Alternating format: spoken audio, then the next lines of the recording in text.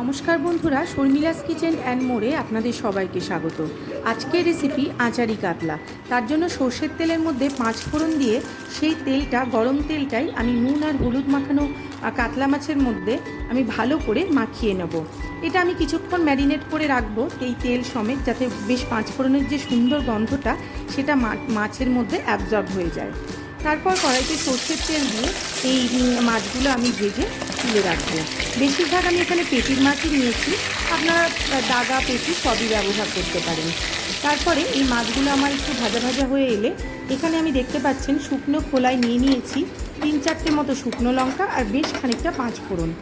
এই রান্না কিন্তু এই মশলাটাই একটা মেন ইনগ্রিডিয়েন্টস।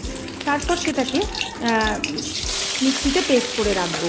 অন্যদিকে তেলের মধ্যে তেজপাতা, শুকনো লঙ্কা আর পেঁয়াজ বাটা দিয়ে ভালো করে আমি কষিয়ে নেব। তারপর এক এক করে এই মশলাগুলো আমি দিচ্ছি।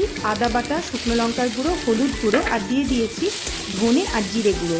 ধনে আর জিরেটা আমি কিন্তু বাড়িতে আলাদাভাবে একসঙ্গেই গুঁড়ো করে রাখি, তাই আলাদা করে এখানে আর দিলাম না, একসঙ্গে দিয়ে দিয়েছি। মশলা কষে আসলে দিয়ে দিচ্ছি এর মধ্যে গরম জল। ঝোল ফুটে উঠলে এর মধ্যে দিয়ে দেবো স্বাদ অনুসারে লবণ আর ভেজে রাখা কাতলা মাছ।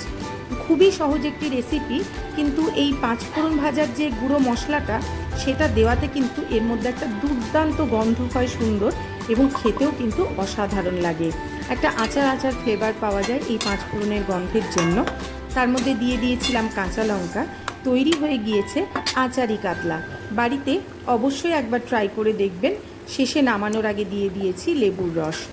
ভালো লাগলে আমার চ্যানেলটিকে লাইক ও সাবস্ক্রাইব করে দিয়ে আমার পাশে থাকবেন, আর অবশ্যই বেল আইকনটি টিপে দিলে আমার দেওয়া রান্নার ভিডিও আপনাদের কাছে চলে আসবে প্রথমেই। নমস্কার।